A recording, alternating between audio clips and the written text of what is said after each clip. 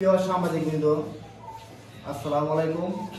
আমি মোহাম্মদ কাউসার মিয়া, বাংলাদেশ জাতীয়তাবাদী মৎস্যজীবী দল বাজিতপুর উপজেলা শাখার সাধারণ সম্পাদক। প্রিয় সাংবাদিকবৃন্দ, আজকে আপনাদের সামনে দুঃখের সাথে একটি ঘটনা নিয়ে হাজির হয়েছি। গত 13/3/2025 বাংলাদেশ জাতীয়তাবাদী মৎস্যজীবী দল বাজিতপুর উপজেলা শাখার সরারচর ইউনিয়ন শাখার পক্ষ থেকে ইফতার ও দোয়া মাহফিলের কর্মসূচি দেওয়া হয়। উক্ত দোয়া ও কর্মসূচির মধ্যে আমাদের অকৃত হামলা, ভাঙচুর, লুটপাট এবং ইফতার সামগ্রী লুটপাট করে নিয়ে যায় একদল সন্ত্রাসী। শাহ সুমন সরারচর ইউনিয়ন যুবদলের সভাপতি এবং তার ঘং আবুল খায়ের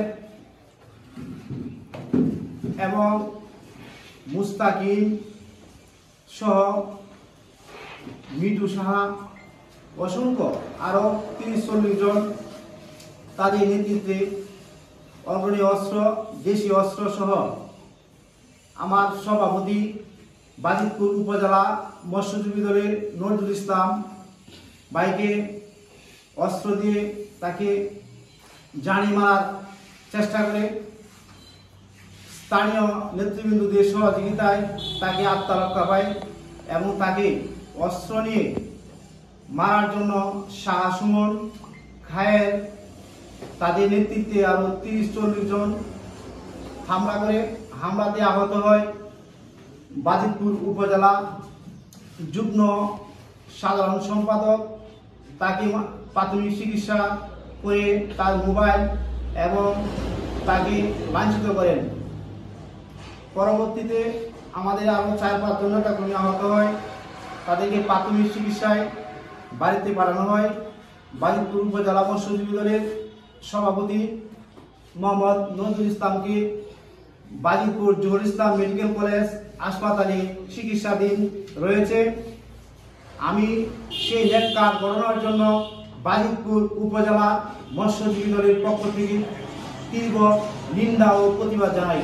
প্রিয় সাংবাদিকবৃন্দ, আপনারা জানেন, আপনারা বিবেকমান, আপনারা এদেশের সত্য ঘটনা তুলে ধরবেন এবং অন্যায়কে প্রতিরোধ করবেন, এই আশায় আমাদের প্রত্যাশা।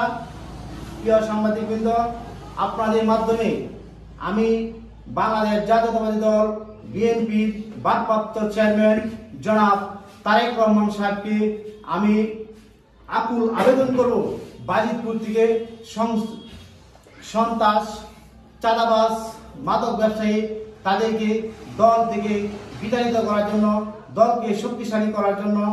প্রিয় সাংবাদিকবৃন্দ, আপনারা জানেন এই নেককার ঘটনার জন্য সরারচর বাজারে সরারচর ইউনিয়ন মৎস্যজীবী দলের পক্ষ থেকে ইফতারের ব্যবস্থা করা হয়েছিল, কিন্তু এই সন্ত্রাসী হামলার কারণে আজকে সাধারণ মানুষ সেই ইফতার থেকে বঞ্চিত হয়েছে।